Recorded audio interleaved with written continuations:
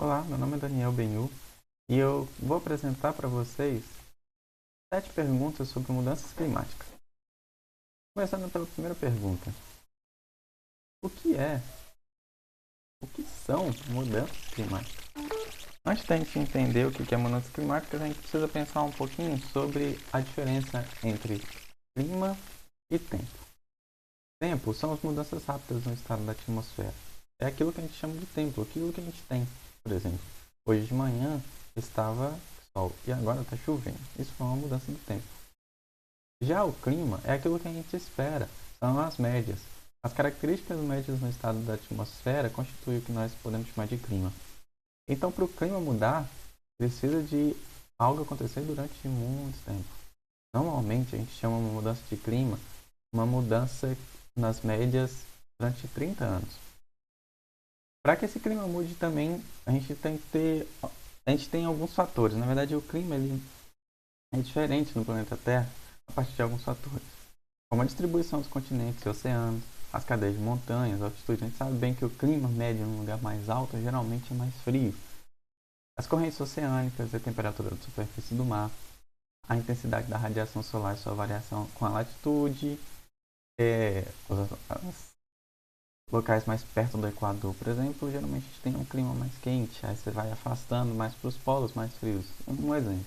E os sistemas predominantes de ventos e pressões. Só que, além da questão do clima, a gente tem um efeito natural que acontece que ajuda a gente a manter o clima da Terra do jeito que ele é atualmente. É o efeito que chama de efeito estufa. É um efeito natural, onde a radiação solar, na forma de ondas de luz, passa através da atmosfera. Essa mesma radiação ela é absorvida pela Terra e a Terra aquece. Alguma energia é irradiada de volta para o espaço pela Terra na forma de ondas infravermelhas. Uma parte dessa irradiação infravermelha que está saindo é aprisionada pela atmosfera terrestre e isso faz com que a Terra aqueça. Só que o problema que a gente tem visto é de que com o aumento das concentrações de CO2 e CO2 equivalente, a gente vai ver mais para frente, uma quantidade maior de radiação infravermelha está ficando aprisionada. E isso é o que tem causado aquilo que a gente chama de mudanças climáticas mesmo, atualmente, o que a gente tem chamado de mudanças climáticas. Esse é um dos principais problemas.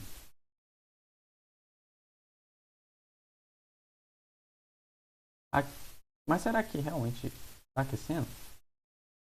Aqui é um gráfico que mostra de 1880 até 2020 alguns dados de vários estudos científicos em vários centros de pesquisa. E todos esses estudos de vários centros, independentes uns dos outros, de vários modelos diferentes, têm chegado a conclusões muito parecidas. E de 1880 para cá, a Terra tem aquecido.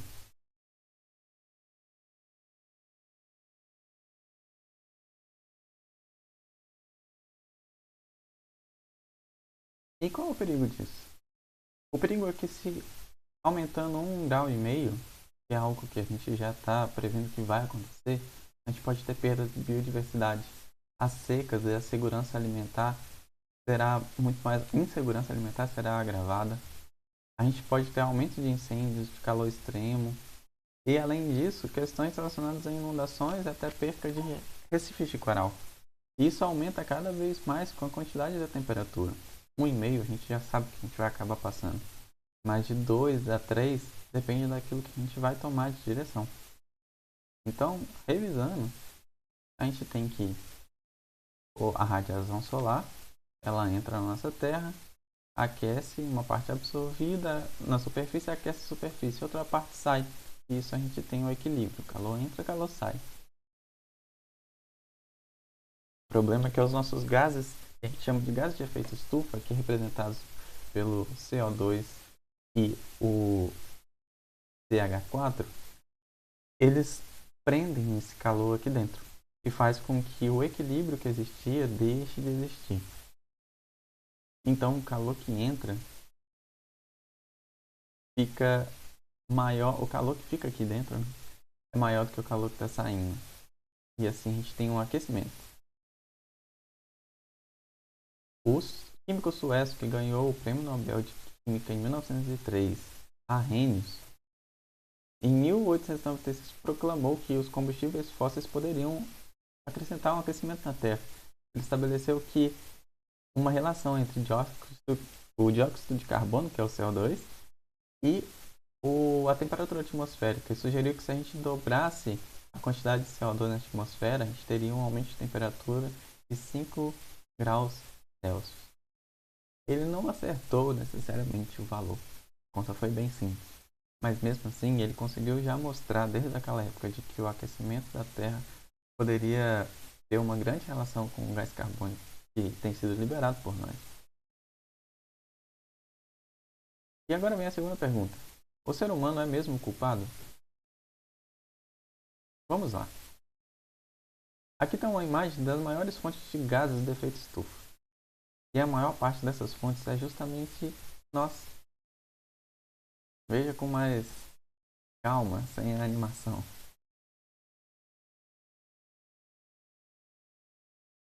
De gelo do permafrost,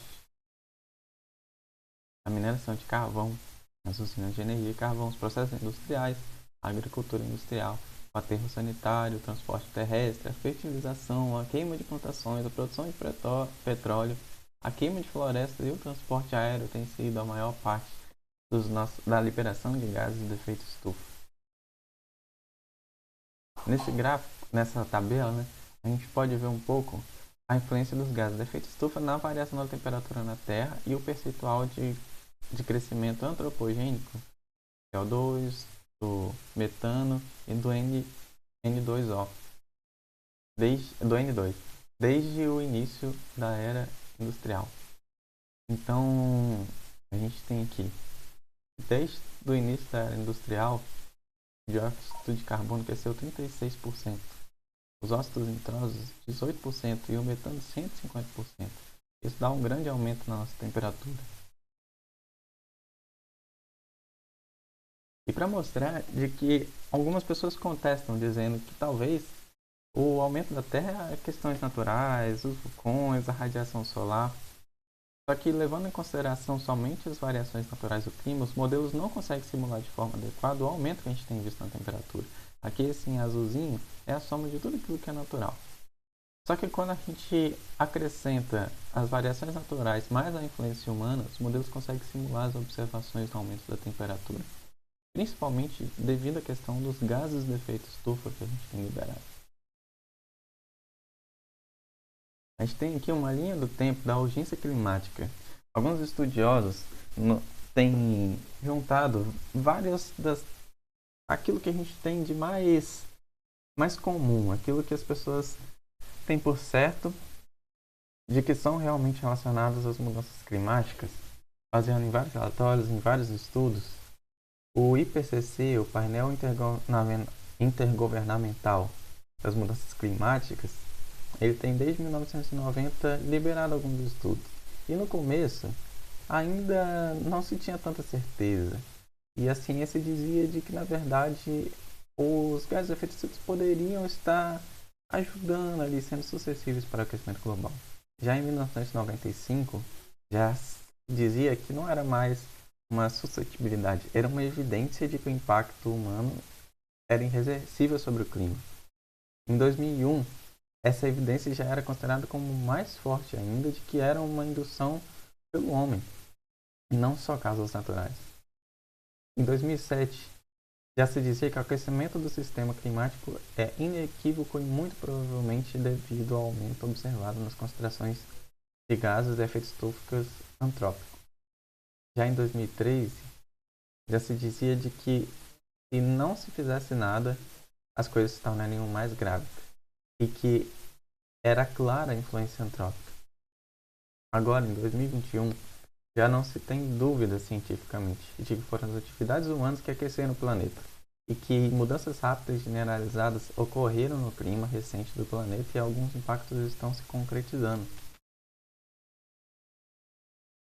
Aqui a gente tem um mapa que mostra mudanças já observadas na Terra. E se a gente for olhar em vários locais, a gente já consegue ver aumento de precipitação intensa. Aqui no sudeste, por exemplo, do país. Além disso, a gente consegue ver outros locais onde as secas agrícolas estão mais fortes, como por exemplo no Nordeste, algumas regiões da África, da Ásia. E essas frequências, elas têm aumentado desde a década de 50 na maior parte das regiões terrestres. A gente consegue ver isso naturalmente no nosso dia a dia. Chuvas que aconteceram na Bahia em 2021, em dezembro, mostram um pouco desse aumento de eventos de chuvas extremos recorrentes. E não só as chuvas, as secas.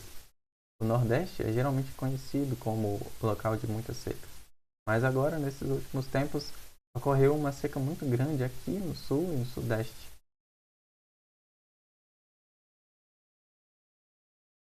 Mas então, como será o clima no futuro? Para a gente entender como será o clima no futuro, a gente tem que pensar um pouco no cenário. E o que são cenários? O cenário é uma imagem de um futuro potencial baseado no conhecimento histórico e nas expectativas de mudanças futuras. O painel intergovernamental de mudanças climáticas fez alguns cenários. E esses cenários são baseados em um caminho orientado por dados ou uma narrativa de quais eventos ocorreram no passado e como o futuro pode se desenrolar.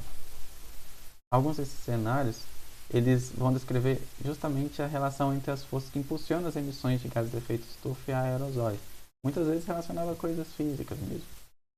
Só que modelos mais recentes também incluem caminhos que representam diferentes projeções de um conjunto de fatores socioeconômicos. Então, como que as pessoas vão lidar em relação ao crescimento populacional, ao desenvolvimento tecnológico, ao desenvolvimento econômico e suas implicações associadas à energia, uso da terra e emissões.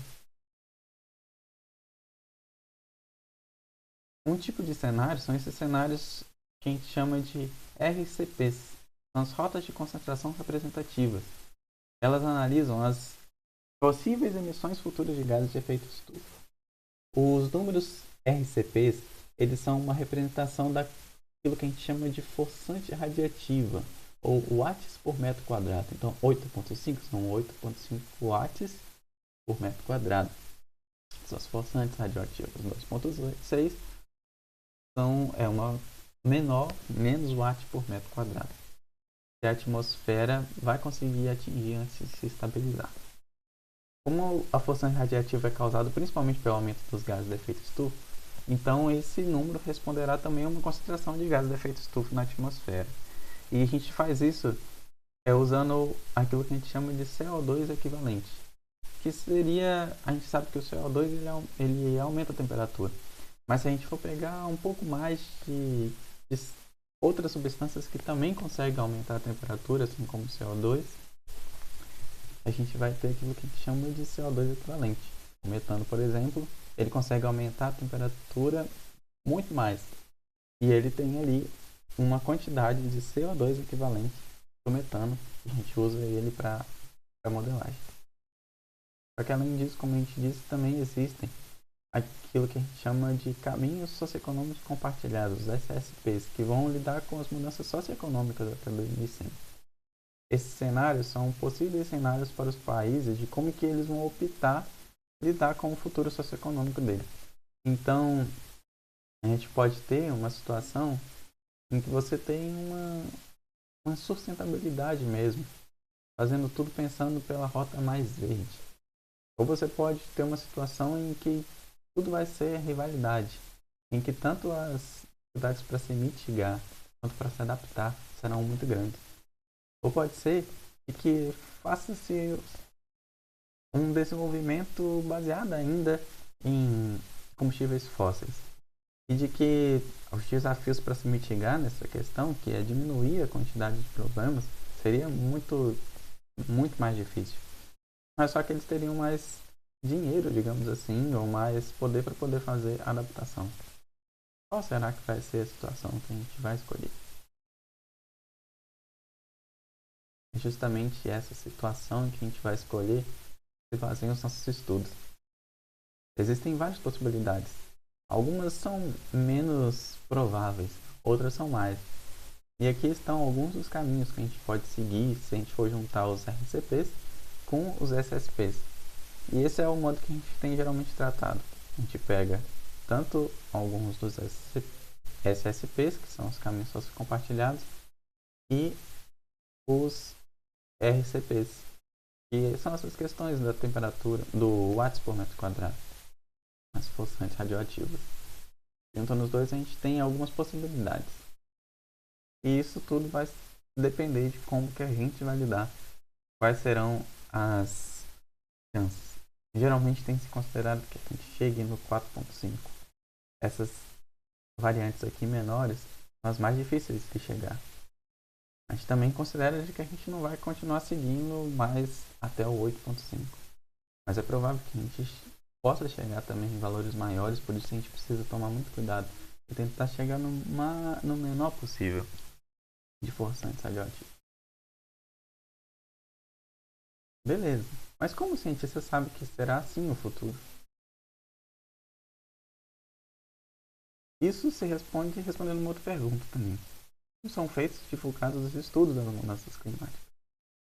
O CMIP, que é o Coupled Model Intercomparison Project Phase N, e aqui vai depender, às vezes vai ser o CMIP6, CMIP-N, eles vão depender de qual é a fase. É aquilo que a gente chama do projeto de intercomparação de modelos acoplados. Os da fase 6 estão sendo disponibilizados desde 2019. Isso envolve 49 grupos de estudos e desenvolvimento de modelagem climática, incluindo observações e experimentos numéricos em supercomputadores. Ele vai gerar e fornecer acesso aos dados de cenários climáticos futuros e paleoclimáticos, utilizados em milhares de estudos científicos e aquilo que vai acerca de mudanças climáticas por meio de artigos, relatórios, livros, teses e experimentos numéricos utilizando modelagem regional de alta resolução.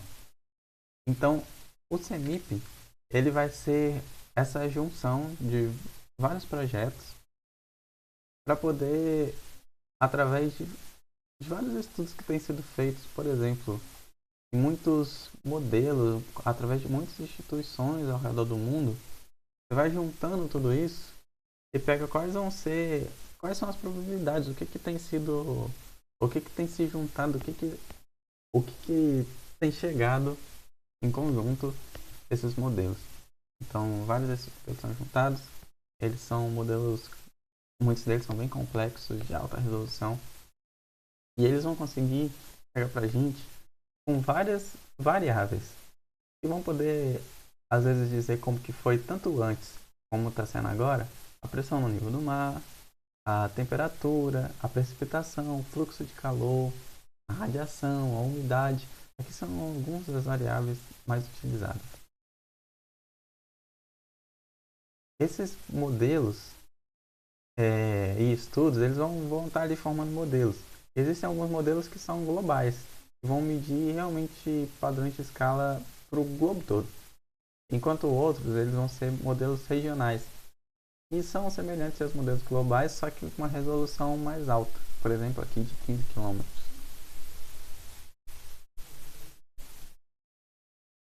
Uma das técnicas que tem sido usada para a gente poder olhar especificamente em um lugar específico é o que a gente chama de refinamento de escala, ou downscaling.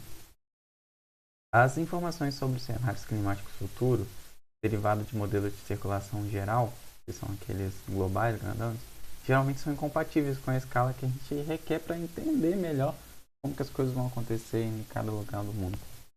E o refinamento de escala das projeções de mudanças climáticas produzido pelos modelos globais requer a incorporação de informações locais e é importante para áreas de topografia complexa, como ilhas, regiões costeiras ou ainda outras áreas com cobertura do solo da Terra extremamente homogênea. O método de downscaling, que é esse refinamento de escala, pode ser de natureza temporal ou espacial.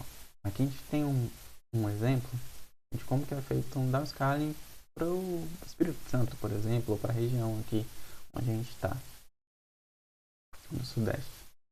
Então é feita uma simulação, por exemplo, de longo prazo, incluindo cenários de mudanças climáticas, utilizando um modelo global, por exemplo, o RADGEN 2, aqui para o planeta todo. E o modelo o modelo lá que a gente for usar, ele vai utilizar condições de controle fornecidas pelos modelos na sua simulação. Então, a gente consegue gerar, através dos nossos modelos de downscaling, algumas resoluções menores, por exemplo, para a América do Sul. E utilizando outras condições de contorno, você pode ir diminuindo ainda mais e chegar, por exemplo, numa maior resolução de detalhamento dos estudos de impacto. Aqui, por exemplo, para a região do Sudeste. Essa medida dos modelos, a saída dos modelos geralmente vão ser os campos que você escolher, né? Mas podem ser temperatura, precipitação, pressão, vento, radiação. Tudo isso vai depender daquilo que você escolhe, daquilo que você está estudando. E é desse jeito que os cientistas acabam entendendo, a partir tanto olhando o passado e pegando aqueles dados e jogando para vários modelos matemáticos que são feitos, a gente acaba entendendo como que funciona a modelagem.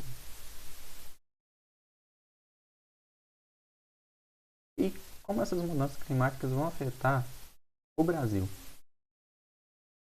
Antes da gente entender um pouco como vai afetar necessariamente um local, a gente precisa entender o que é risco, o que é perigo, o que é exposição, o que é vulnerabilidade. O risco ele é definido como o potencial de consequências adversas para os sistemas humanos ou ecológicos, reconhecendo a diversidade de valores e objetivos associados a tais sistemas. Já o perigo, aqui colocado como hazard em inglês, é definido como a ocorrência potencial de um evento ou tendência física natural ou induzida pelo homem que pode causar perda de vidas, ferimentos ou outros impactos à saúde, bem como danos e perdas à propriedade, infraestrutura, meio de subsistência, prestação de serviços, várias coisas assim. A exposição ela é definida como a presença de pessoas, meios de subsistência, espécies ou ecossistemas, funções, serviços, recursos ambientais, infraestrutura ou bens econômicos. É a presença daquilo que pode ser impactado. E vulnerabilidade é definida como a propensão ou predisposição a ser prejudicado e engloba uma variedade de conceitos e elementos, incluindo a sensibilidade ou suscetibilidade a danos e a falta de capacidade de enfrentamento e adaptação. Então, para que a gente tenha um risco climático, é necessário que exista o perigo, por exemplo, inundação, ciclone, seca, a exposição, que são as pessoas perto desse perigo, ou no local onde pode acontecer esse perigo, e a vulnerabilidade, essas pessoas serem sensíveis ou não a danos. Aqui no Brasil, a gente já tem observado algumas mudanças. Por exemplo, na chuva. A gente sabe que de 2010, 2018, comparado com 1961 e 1990, a diminuição das chuvas é bem grande. Por exemplo, a gente pode chegar a valores de menos 40% de chuva aqui no Nordeste e mais 20% de chuva nessa nossa região aqui do Sul e Sudeste. Isso faz com que a gente tenha uma exposição, um perigo, e já tem chegado a uma exposição. Às vezes pessoas mais pobres aqui nessa região, pessoas com menores condições de lidar com essa situação, ou pessoas também mais pobres, ou pessoas em situações mais vulneráveis aqui nessa região. Então, quando vem mais chuva aqui, ou quando vem menos chuva aqui, a gente começa a enfrentar alguns riscos. Aqui existem algumas projeções de anomalia de temperatura a partir de dados Ensemble, que são a junção de 40 modelos, lá no CMIP6. A gente vê de que para cenários SP1 2.6, que é o cenário sustentável com baixas emissões. Mesmo nesse cenário de baixas emissões, já observa-se que até 2030 pode ter um aumento de temperatura de 1 a 2 graus. E isso ocorre em função daquelas emissões que a gente já lançou. Se a gente for aumentar para o SSP2 4.5, que seria um cenário de médias emissões, em 2050 a gente já teria chegado a uma anomalia de 3 graus Celsius. E se a gente for pegar um dos piores, que é o SSP5 8.5, que é o de altas emissões, no fim do século, a gente já teria chegado a 6 graus Celsius. Isso tudo é uma diferença em relação ao período, ao clima, de 1961 a 1990. Se a gente for olhar para a questão da chuva, a gente vê menos chuvas na Amazônia e no Nordeste do Brasil. Menos chuvas na Amazônia e no Nordeste do Brasil em todas as situações. E a gente sempre vê essa questão de mais chuvas no Sul, essas manchas azuis. Se a gente for olhar para o Brasil todo e olhar para as projeções que existem, a gente tem que no Norte, no cenário pessimista, a gente poderia chegar a 4 ou 8 graus Celsius mais quente e uma redução de 15 a 20% das chuvas. No cenário mais otimista, isso chegaria a 5 graus talvez, 3 a 5 graus e 5 a 15% de chuvas a menos. No Centro-Oeste, uma projeção pessimista também chegaria de 3 a 6 mais quente e um aumento da chuva na forma de chuvas intensas e irregulares. Enquanto no cenário otimista, 2 a 4 graus Celsius mais quente e um aumento da chuva na forma de chuvas intensas e irregulares. Se a gente for trazer aqui para o Sudeste, onde eu moro, no cenário pessimista, colocaria um aumento de 3 a 6 graus Celsius mais quente e aumento da chuva em forma de chuvas intensas e irregulares também. Enquanto no cenário otimista, seria de 2 a 3 graus Celsius mais quente e, mais uma vez, chuvas intensas e irregulares. E o que isso causaria? Lembra lá? A gente tem o risco, seria esses aumentos. Só que o modo como as pessoas têm vivido e o modo como são esses locais, a exposição deles, faz com que no norte, por exemplo, a gente tenha perda nos ecossistemas da biodiversidade amazônica, condições favoráveis para queimada. No centro-oeste também, maior impacto no Pantanal e Cerrado, com maior risco de fogo, aumentos nos eventos extremos de chuvas e também de secas. Aqui no Nordeste a gente teria uma tendência para aridização, uma maior escassez de água. No Sudeste seriam muitas coisas parecidas aqui, uma possível elevação do aumento do nível do mar. E no Sul, eventos intensos de chuva, aumentos na frequência de noites quentes e aumentos de temperatura e variabilidade de chuvas, afetando a agricultura. E como a gente pode fazer para resolver os problemas das mudanças climáticas? Então, existem algumas coisas que a gente pode começar a fazer. Se a gente for olhar para a história, desde lá da Revolução Industrial, a gente precisou já colocar algumas leis para proibir e para controlar a questão da fumaça. E depois de alguns grandes episódios agudos de poluição em 1925, como por exemplo um episódio em Londres que matou muitas pessoas em 1952, e os desastres de Bhopal, na Índia, a gente começou a ter que pensar um pouco mais e fazer algumas junções e perceber que as mudanças não eram mais locais, as mudanças agora estavam sendo globais. Então, alguns protocolos, como por exemplo o Protocolo de Kyoto em 1995 e o Acordo de Paris em 2015, fizeram com que a gente começasse a pensar nas mudanças climáticas como algo global e como uma ação que precisaríamos todos nós fazer. Em Kyoto, por exemplo, foi feito um protocolo que teve como meta geral a redução da emissão de gases de efeito estufa em 5,2% entre 2008 a 2012, com base nos níveis de 1990. Essa redução ela deveria ser feita pelos países industrializados apenas e que eles poderiam, de alguma forma, compensar suas metas comprando créditos de carbono gerados por projetos de mecanismo de desenvolvimento limpo realizados em países desenvolvidos. Então, os países industrializados fizeram esse acordo de diminuir em 5,2% os gases de efeito estufa e também de comprar créditos de carbono, que seria um modo de incentivar que em locais onde os países ainda não eram desenvolvidos e onde não tinha começado esse problema todo, que esse problema, boa parte começou e foi potencializado pelos países desenvolvidos, provavelmente de lançamento de gás carbônico. E eles ajudariam os países em desenvolvimento a diminuírem também as suas questões de lançamento de carbonos, de carbono equivalente, e melhorar também a sua economia.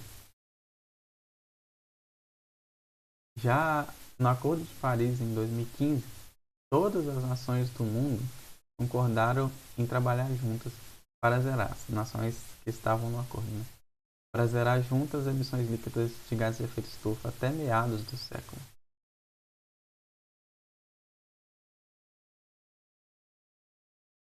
A ideia do Acordo de Paris era de trabalhar para que o planeta ficasse entre esses cenários aqui e que não se chegasse a 1,5 graus Celsius de aumento de temperatura.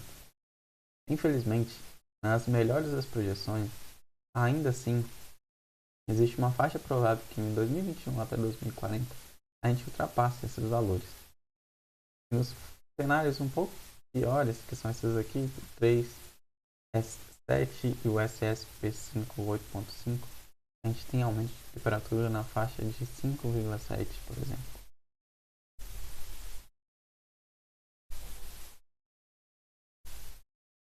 Mas a gente pode fazer algo. Existem muitas tecnologias que têm surgido. Dentro dessas tecnologias, se a gente for pensar, por exemplo, na questão de combustíveis fósseis, que são usados muitas vezes em muitos países para a questão própria da geração de energia. A gente tem o progresso da energia verde. Olha, uma comparação dos anos 2000 para a realidade é de que a capacidade eólica no mundo nos anos 2000 era projetada para que atingisse 30 gigawatts até 2010. Mas só que a nossa tecnologia tem evoluído tanto que a realidade foi que em 2019 a gente já tinha batido essa meta 22 vezes.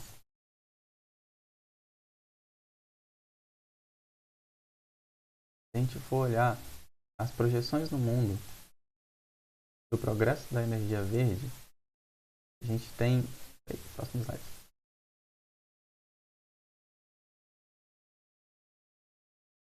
Já foi.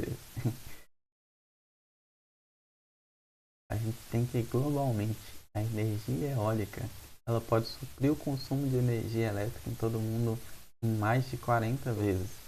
Isso seria um grande jeito, porque a energia eólica basicamente vai produzir muito menos gás carbônico em todo o seu ciclo de vida do que a queima de combustíveis fósseis.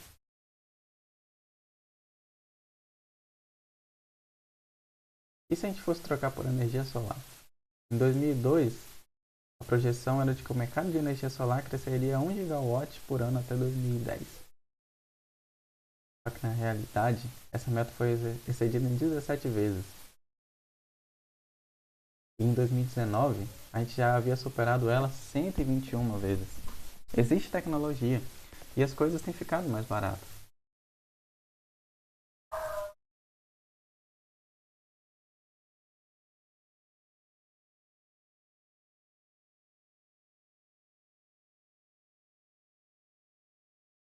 Esse é o custo de células solares de silício cristalino. E a gente vê nos gráficos de que a cada dia que passa, a cada ano que passa, o custo para produzir uma célula solar é muito menor.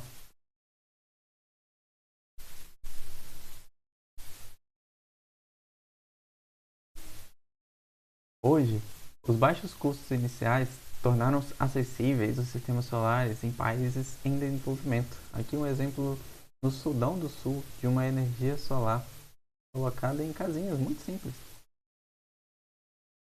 A energia solar que alcança a Terra a cada hora seria suficiente para preencher as necessidades de energia do mundo inteiro por um ano. Aqui a gente tem vários exemplos de medidas de adaptação. E aqui é necessariamente algumas medidas relacionadas à água. E a gente vê que se a gente, dependendo do cenário, né, a gente pode ter melhorias nas práticas agrícolas que poderiam ajudar a gente bastante. Ou práticas agroflorestais, medidas relacionadas à irrigação, mudanças no setor energético. Cada uma dessas mudanças, elas podem ficar mais difíceis de se mudar se o aumento da temperatura for muito grande. E por isso não adianta só a gente pensar na adaptação. mas também fazer o máximo para que esse aumento da temperatura não chegue. Algumas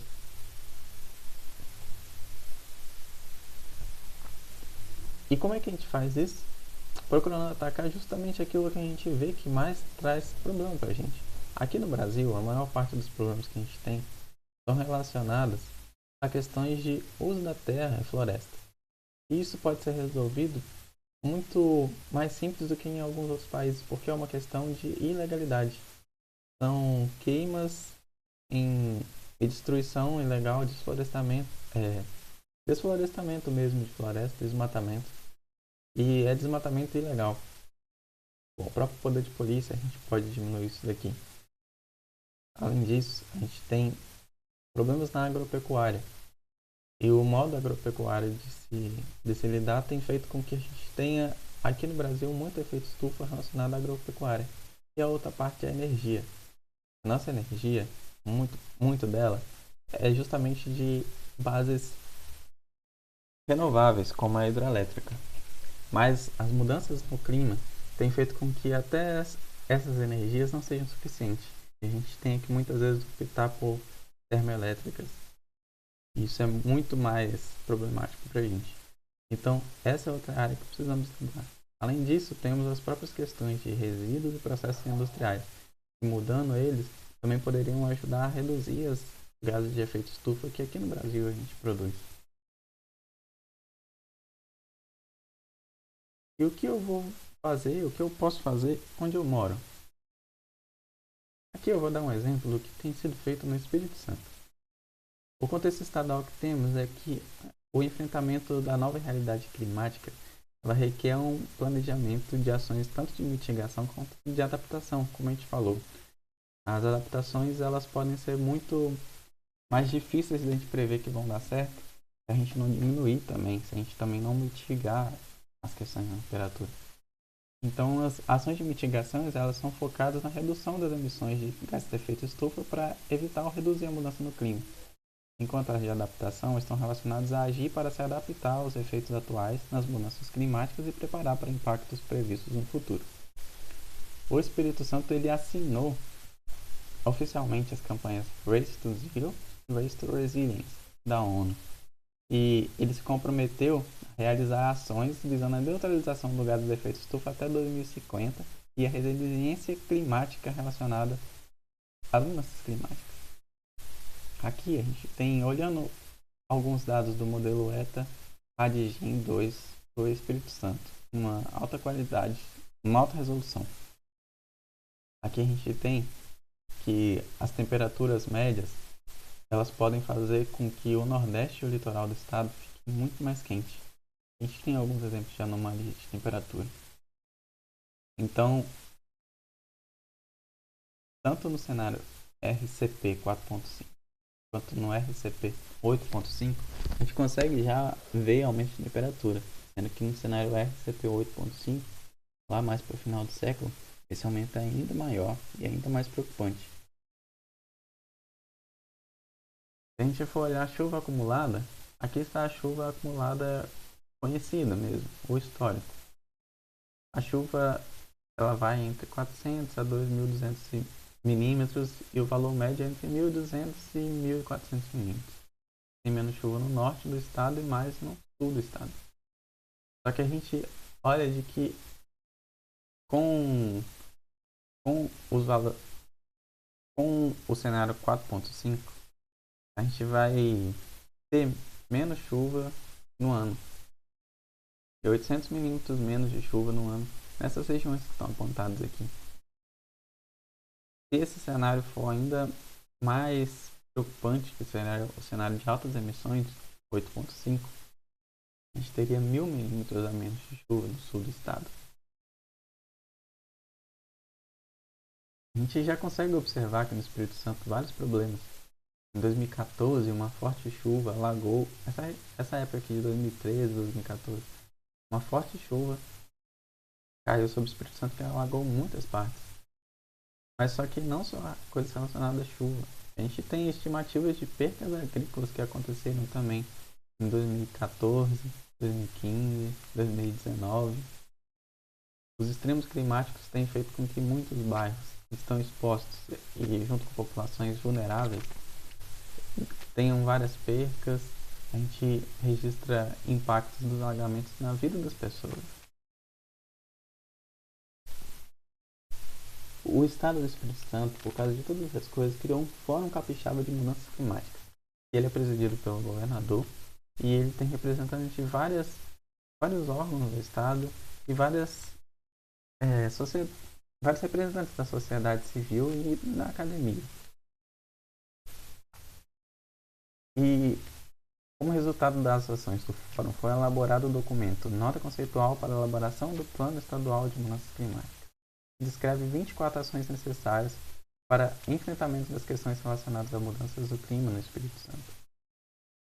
E a lista completa de elementos necessários para a construção do plano inclui itens que vão desde ações de construção e adaptação da infraestrutura para novas condições climáticas até a implementação de instrumentos de financiamento para apoiar as modificações necessárias na matriz energética, transporte, processos industriais e demais atividades. Aqui está um pouco de como que é a questão dos perfis de emissão aqui no Espírito Santo. Diferente do Brasil, nosso maior problema não é a questão de mudança no uso da terra e das florestas, mas é justamente a questão dos processos industriais e energia, assim como a maior parte do mundo, na verdade, é. A agropecuária também é um grande problema aqui no Espírito Santo em relação à emissão de gases de efeito estufa. E sabemos que nessas três áreas são algumas das principais que precisamos atacar para poder tentar diminuir os nossos problemas. E aqui um resumo das mudanças climáticas para o nosso estado. As projeções de cenários futuros apontam que eventos de forte precipitação e estiagem intensificam e se tornam ainda mais frequentes, levando a episódios mais frequentes de inundações secas, como já tem observado nos noticiários atuais. Diferentes cenários de emissão global de gases de efeito estufa representarão diferentes cenários climáticos futuros para cada região. Cada cenário climático futuro irá requerer diferentes ações de adaptação e infraestrutura. É importante planejar ações de mitigação e adaptação para cada região. E o ES aderiu oficialmente às campanhas Race to Zero e Race to Resilience. O Plano Estadual de Mudanças Climáticas ele descreve 24 ações necessárias para enfrentamento das questões relacionadas às mudanças climáticas do ES. E a lista completa de elementos necessários para a construção do plano inclui ações que vão desde revisão do plano estadual, ações de construção de adaptação à infraestrutura e instrumentos de financiamento para apoiar as modificações necessárias. Aqui eu dei um exemplo do Espírito Santo. A gente é um pequeníssimo estado aqui do país, mas a questão básica é que precisamos pensar globalmente nas mudanças que têm acontecido no mundo todo, mas agir localmente onde a gente pode agir. E isso não é só para os governantes ou aqueles que estão lidando, mas para a gente também. A gente pense globalmente no nosso modo como temos vivido nossa vida. E a gente possa agir localmente, aonde a gente está, dentro da nossa casa, com as ações de reduzir a quantidade de desperdício nosso, as ações de mudar o modo como vamos nos alimentar, o modo como vamos lidar com a nossa locomoção, aquilo que a gente puder agir. Porque o nosso mundo depende disso. O seu mundo depende disso. É isso.